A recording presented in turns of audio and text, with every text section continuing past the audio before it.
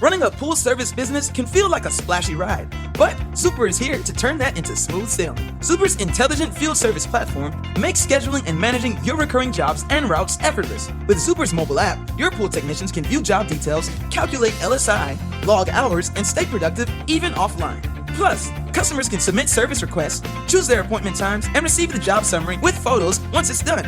Empower your team, delight your customers, and watch your business grow with Zuper. Visit zuper.co today. Thanks for joining us on another episode of Pool Magazine Podcast. I'm your host, Joe Trusty, editor of Pool Magazine, and today I'm chatting with pool professional Randy Canova, better known on social media as Pool Boy in the House. You may know Randy from chatting in some of the groups on social media. He's an admin of 14 PSI and Pool Plumbing Mafia, two popular Facebook groups dedicated to providing an open forum for professionals in the industry. It's a pleasure to have you with us today on the show, Randy. Thank you. Pleasure, Joe.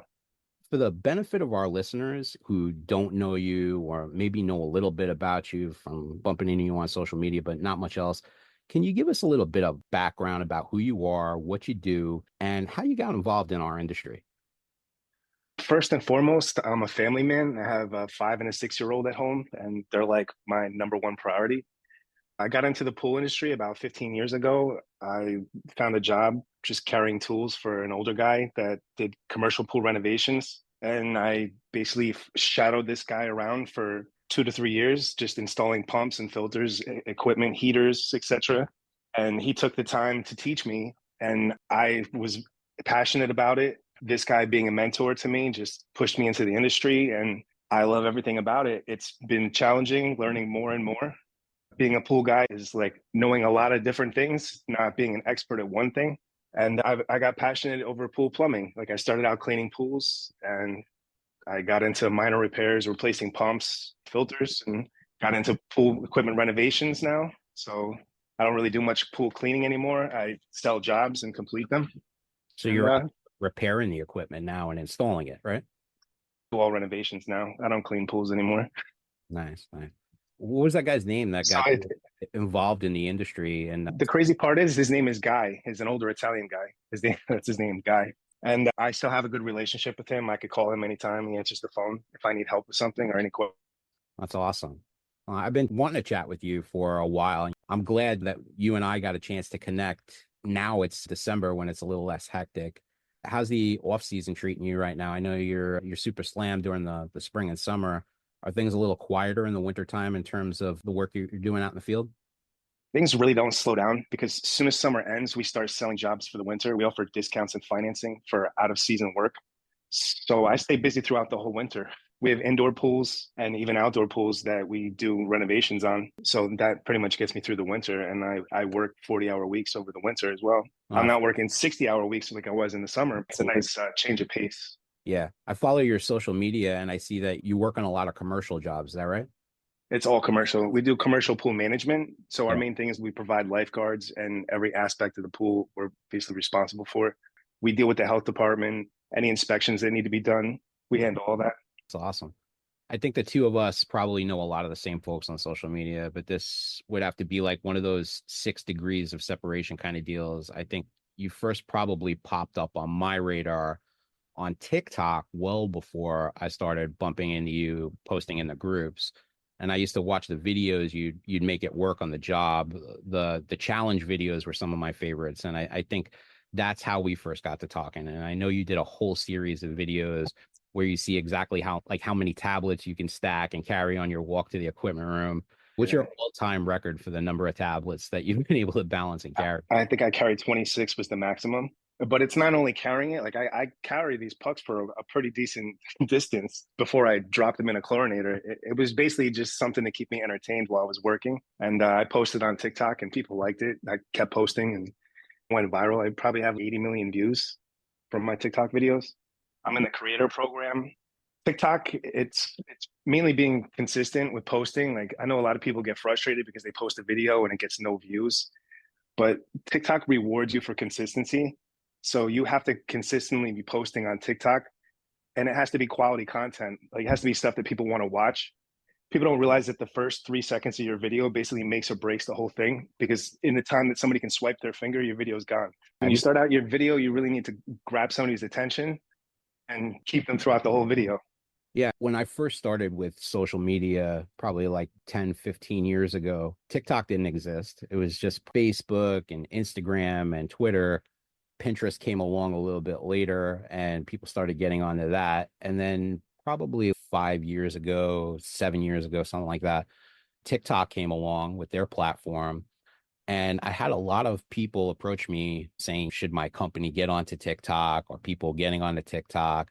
And back then it was primarily like a younger crowd. All right. Like teens. I saw a lot of absolutely videos like that. There was a lot of like trend dances and things. And that's how TikTok got started. Yeah. But it matured a little bit, especially since that audience has grown with the platform over the last 5, 7 years, like I said. And now those people are like in their 20s and 30s now that first started TikTok. So I feel like TikTok, when it first started, it was basically short videos were the most popular, because a 10-second video was something funny. That was like what TikTok was really pushing. And then TikTok realized that they couldn't get advertising on short videos. So then they started pushing longer videos. And another big thing about TikTok is the sounds that you use. If you use a copyrighted sound, they're not going to push your video. right. That's why if you notice people like the pool guy ML, he just does voiceovers. And if he does a video with music, it's an edited video from another app. Doesn't use any sound from TikTok. Yeah, they look at that really heavy now, whether the music is yours too, right? Not just the content. Absolutely. Yeah. The videos are super entertaining. And I know a lot of your followers are other professionals in the industry. And we talked about your TikTok many times. How many followers are you up to on there? Last time I checked, you had something like 400,000 people following you. I have about 480,000 right now, and like 8.5 million views. 8.5 million likes, maybe 80 million views. And the most discouraging thing about TikTok is that you could basically get shadow banned at any minute. Like my account, I've been shadow banned multiple times just for not posting enough, because you go throughout the whole summer, I'm working. My job is more seasonal. So I post daily throughout the summer. And then the fall comes around, I start posting less. Winter comes around, I post even more less. And then I end up shadow banned. And then spring comes around, I have my green to cleans. All the pools start to open up. That's when everybody's really into watching pool stuff. Well, most of the people that follow me, they live up north. So over the winter, they don't really want to watch pool content. So you get pushed to the side.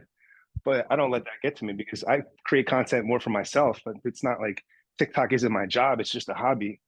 Like I've heard of the whole whistle while you work. It makes the day go faster. For you, it's all about creating videos while you're working and trying to get people engaged in what you do. Absolutely. I love creating videos. It's like, for me to look back on jobs that I did a few years ago is great, because without TikTok, I would have deleted the pictures, but TikTok saves all my work, my jobs for me, basically. So for you, it's just like a video archive of what you're doing out in the field, right? Exactly. Yeah, that's awesome. We've had problems with customers not wanting to pay for things that were done throughout the year. And my boss is like, hey, do you remember that job? And I'm like, let me look on my phone. I pull up TikTok and I'm like, hey, here's the video. I show him the whole video of the job I did. You talked about shadow bans a minute ago. I'm not super social media savvy, and that kind of went over my head a little bit. But I'm assuming that's like when TikTok maybe starts throttling your content or controlling how many people can see what you've posted. Is that right? That's absolutely what it is. If you notice with TikTok, even some celebrities, like their TikTok will heat up their accounts and they push their videos, and then you never see them again. TikTok constantly wants new creators and different faces. So for the same person to be really popular on TikTok, you have to be doing something really right. Like the pool guy ML, he does great work with video editing and everything. He posts consistently. A lot of his content is old that he remixes into new stuff. And that's, you gotta keep people entertained. They want it like a TV channel. They want to tune into your channel and see you doing the same similar thing all the time. They don't want to turn into your TikTok channel that you're doing pool stuff on, and now you're hiking in the woods. So there's a lot of things TikTok rewards you for, but the shadow banning thing is like, nobody understands the whole method behind how they shadow ban people and heat up accounts. You could go on the internet and read for days on different websites about opinions about how they shadow ban, what they do with TikTok. Yeah, their algorithm is like behind the curtain. So it's kind of a little arbitrary whether or not your stuff is going to wind up in the feed or not. I get that. But yeah, I definitely agree. When you make a niche channel for yourself, that you're going to get a lot of people that want to follow you just because you're consistent about the kind of content you post. A couple people that come to mind is that Everybody Is So Creative lady who does all of those videos on TikTok, looking at different food dishes and commenting on them. Yeah, exactly. Yeah, I think a lot of guys that try to do social media, they get confused because they post things and then they scratch their head and then they wonder why they don't get the same sort of engagement. Is there a secret formula to your approach, or is it more trial and error in terms of finding out what works and what doesn't? It's more so building a following. So you have to start out slow and you have to build followers. The more people that watch your video, it'll trend. And once it starts to trend, they push it more. But it's mainly people watch your video either because it's entertaining or because they want to learn something. So some videos that I do during the summer, I'll do something simple like taking care of my kids' above ground pool in the backyard. And surprisingly, I get 80,000 views on a video just testing the water in my kids' above ground pool. It's because there's a lot of people out there with above ground pools that don't know how to take care of their pool. So Right. they see your video on TikTok and they're like, hey, that's an above ground pool. Like, how is he doing it? So let me watch his video. Replacing pool equipment, but there's more professionals watching you instead of homeowners because homeowners don't really care. It's somebody in your trade that wants to see how you're doing something and learn from you. Me, I'm a visual learner, so I can watch a video and realize, hey, I was doing something wrong this whole time. Like, why wasn't I doing it like that? So basically, Right. your audience changes by the type of videos you're putting out. Is it easy for you to create content out in the field the way you do? Or do you do any kind of like special preparation in terms of planning content for the videos you create? I've often wondered what type of equipment you use to film and edit your videos. Do you do it all on your phone? Honestly, I use my iPhone for everything. Yeah. Yeah. I basically, as I'm working, I record little bits of video, take a couple of pictures. When I get home at the end of the day, when I have time, I'll say, put it together, speed up some videos, slow down some others. The hardest part is finding the right sound to go with your video, making sure your sound isn't copyrighted. There's tricks to doing that as well. If you are about to create a video, you can try adding a product to promote to your video. And Mhm. if it allows you, then it's not copyrighted music. If it doesn't allow you to promote a product, then you can't use that sound. Well, I know that sometimes I spend hours myself writing an article or doing a video or creating an image, and then I wonder why certain pieces of content may get more traffic or generate more discussion or prompt more That's people. absolutely what it is because you don't know if the sound is sometimes TikTok promotes artists and they might stick a sound in your video that they want you to use, but you don't realize that it's promoted. So if you use it, they'll push your video. You'll end up with a ton of views you didn't realize you would get. Your stuff is generating millions of views, and I know you monetize your channel so that there's some sort of incentive there for you to produce content that generates higher engagement. Are you actively using TikTok to generate that kind of passive income now? And what kind of income can you make from generating content on that platform? I don't use TikTok to generate income. They pay me. Like I get 1099 from TikTok. Right. And for a video that goes viral, say you get a million likes and 3 million views, you can make up about 2,500 to $5,000 off of just that one video. Mm, So there is money to be made in TikTok, but unless you have a channel where you can consistently post all the time, it's not really something that you're going to make money at. Maybe if I lived in Florida and I was doing the same thing all year round, all the time, making videos, it would be different. But for me, in the spring, I'm doing green to cleans, doing equipment renovations. During the summer, I'm replacing pumps and this and that. In the right. fall, we're doing pool closings. In the winter, it's something completely different. So my page is never the same. So I go through like a roller coaster with views. Over the winter, my views die down. In the spring, they come back up. It's not so much the content isn't as good as it was. It's a seasonal thing. Less people are interested in pool stuff over the winter. Yeah, I agree. I just wrote an article about seasonality and how it affects the pool industry in the northern states, particularly. And like in the below the Sun Belt, business as usual year round. But in the northern states, they kind of pivot. And I know just from living in New York for a long time, the pool stores around my neighborhood, they would convert. In the wintertime, you'd see a pool store selling hot tubs or selling Christmas trees or billiard tables or something like that A because they lot of got. pool guys are out doing snow plowing. Some are Yeah, doing yeah. and installing Christmas lights. I There's a lot of different things that people do this time of year. 100%. Yeah. There's been a lot of talk though recently on social media about whether or not the platform is going to get shut down in the United States. Are you worried about that at all as a I'm creator? not worried about that. I'm not worried about it as a creator. I don't think it's going to happen. I think it was more so talked about during the last administration that's about to leave. I don't think it's going to happen with Trump coming in office. Hmm. I don't really like to talk about politics, but I think that's going to have a big difference. Yeah. How has having a larger social media presence helped you professionally, if at all? I know a lot of people reach out to you online for advice.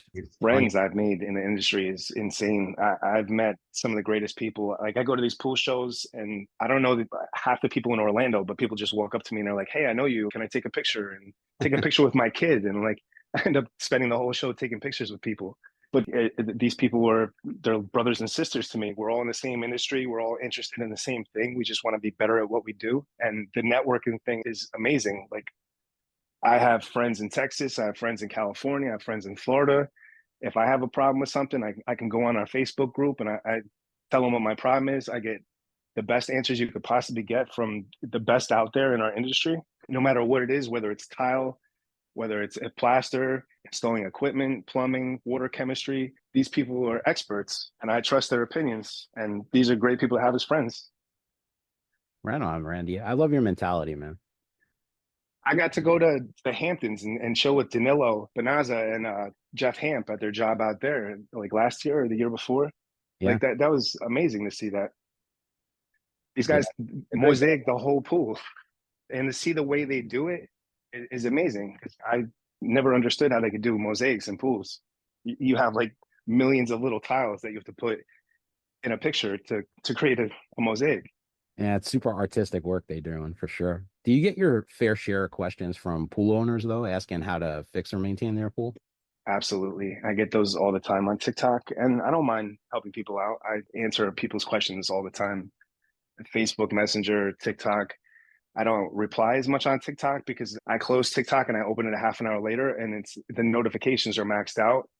And sometimes that gives me anxiety. So I won't even open my notifications for a week or two until I'm ready for it. Have you ever been approached by a manufacturer to try a specific piece of equipment or a product? I know you're a Pentair guy and a big supporter of their products. Do you have any interest in maybe being a spokesperson for anybody or a brand ambassador to capitalize on your influencer status? I was a brand ambassador for Cyclone Filter Cleaner. It's a great company. The guy's from Tennessee. I've seen him at the shows a couple times. He's a really nice kid. So I love promoting him and I think the product is great.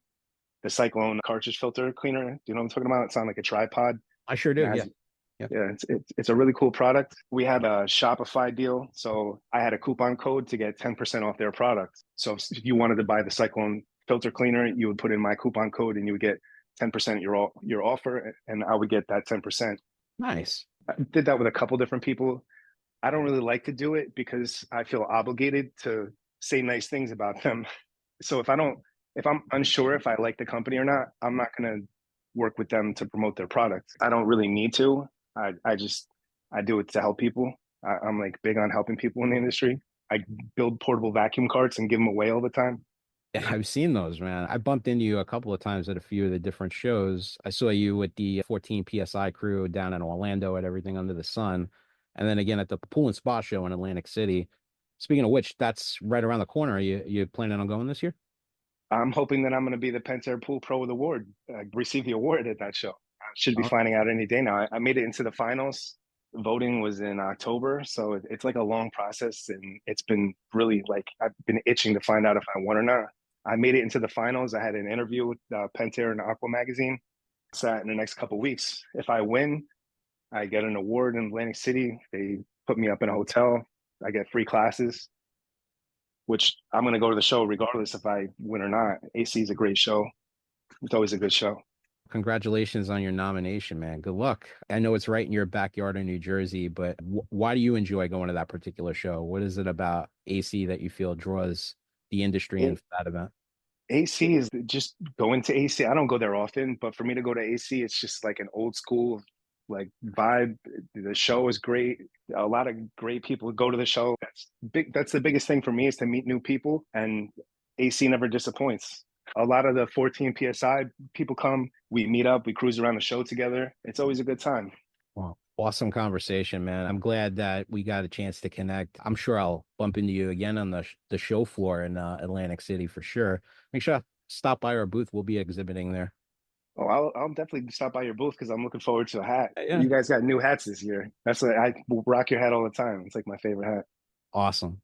That's all the time that we have left today. Thanks for stopping by, Randy. Really great conversation with you today. For all our listeners, make sure to like, share, subscribe, follow, and we're going to catch you next time on another episode of Pool Magazine Podcast. Running a pool service business can feel like a splashy ride, but Zuper is here to turn that into smooth sailing. Zuper's intelligent field service platform makes scheduling and managing your recurring jobs and routes effortless. With Zuper's mobile app, your pool technicians can view job details, calculate LSI, log hours, and stay productive even offline. Plus, customers can submit service requests, choose their appointment times, and receive the job summary with photos once it's done. Empower your team, delight your customers, and watch your business grow with Zuper. Visit Zuper.co today.